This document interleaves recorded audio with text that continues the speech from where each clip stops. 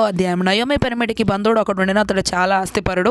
అతడు ఎలీమెలకు వంశపు వాడై ఉండెను. అతని పేరు బోయజు. మోయాబీయురాలైన రూతు, నీ సెలవైన ఎడల నేను పొలములోనికి పోయి ఎవని కటాక్షము పొందగలనో వాని వెనుక పరిగెని ఏరుకొందనని నయోమితో చెప్పగా, ఆమె నా కుమారుడి పొమ్మనెను. కాబట్టి ఆమె వెళ్ళి పొలములోనికి వచ్చి చేను కోయి వారి వెనుక పొలములో ఏరుకొనెను. ఆ పొలములో ఆమె పోయిన భాగము ఎలీమెలకు వంశపు వాడైన బోయజుది. బోయజు బెత్లెహేము నుండి వచ్చి, యెహోవా మీకు తోడయుండును గాకని చేను కోయి వారితో చెప్పగా, వారు యెహోవా నిన్ను ఆశీర్వదించును గాకనిరి.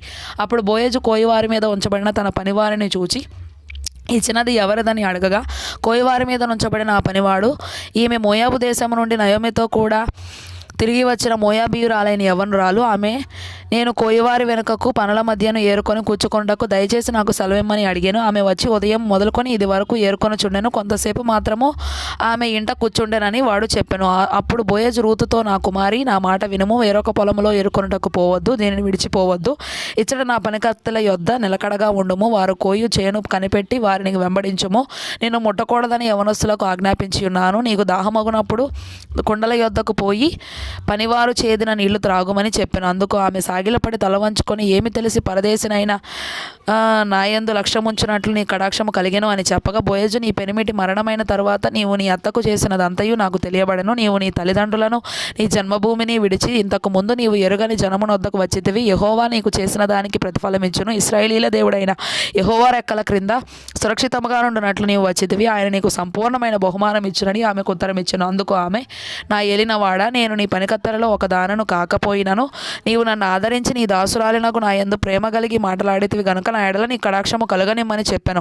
బోయజు భోజన కాలమున నీవు ఇక్కడికి వచ్చి భోజనము చేసి చిరకలో నీ మొక్క ముంచి తినుమని ఆమెతో చెప్పగా, చేను కోయి వారి యొద్ద ఆమె కూర్చుండెను. అతడు ఆమెకు పేలాలు అందియగా ఆమె తిని తృప్తి పొంది కొన్ని మిగిల్చెను.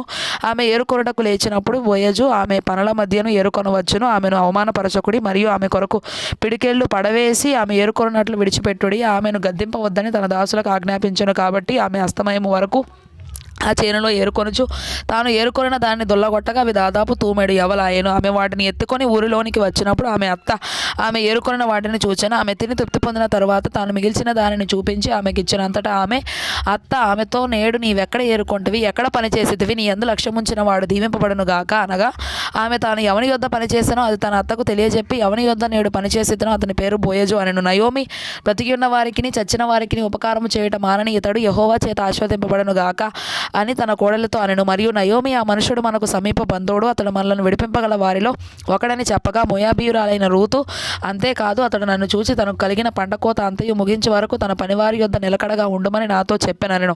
అప్పుడు నయోమి తన కోడలైన రూతుతో, నా కుమారి, అతని పనికత్తెలతో కూడానే బయలుదేరుచు వేరొక చేనిలోనికి నీవు కనబడకపోవటం మంచిదనెను. కాబట్టి ఎవల కోతయు గోధుమల కోతయు ముగి వరకు ఆమె ఏరుకొనుచు బోయజు పనికత్తెల యొద్ద నిలకడగా నుండి తన అత్త ఇంట నివసించెను.